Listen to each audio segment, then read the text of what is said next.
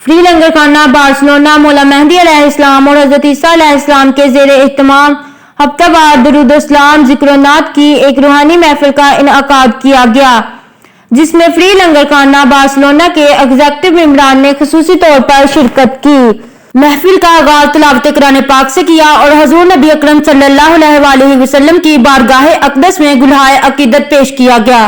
جس سے حاضرین محفل پر کیف و سرور اور روحانی کیفیت طاری رہی۔ سید انیس تبسم ایڈوکیٹ بانی فری لنگر خانہ بارسلونا نے قرآن و سنت کی روشنی میں درود و اسلام کی فضیلت و اہمیت پر نہایت مدلل اور ایمان افروز خطاب کرتے ہوئے کہا کہ حضور نبی اکرم صلی اللہ علیہ وآلہ وسلم پر درود و اسلام بھیجنا صرف اللہ تعالیٰ کا حکم ہی نہیں بلکہ اس کی سنت بھی ہے۔ درود و اسلام ایک منفرد اور بے مثل عبادت ہے، شاندار و مقبول اور قرب خداوندی قرب رسول کا بہترین واسطہ اور ذریعہ ہے۔ اس کے علاوہ قلبی تعلق اور اعتماد کی یہ شاندار مثال حاصل کرنے کا ایک ہی ذریعہ ہے کہ امت خود کو حضور نبی اکرم صلی اللہ علیہ وآلہ وسلم کی خدمت کے لیے وقف کر دے،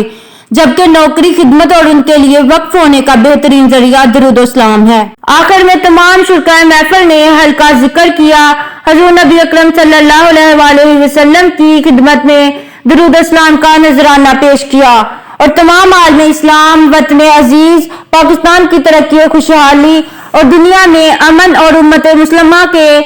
اتحاد کے لیے خصوصی دعا بھی کی گئی۔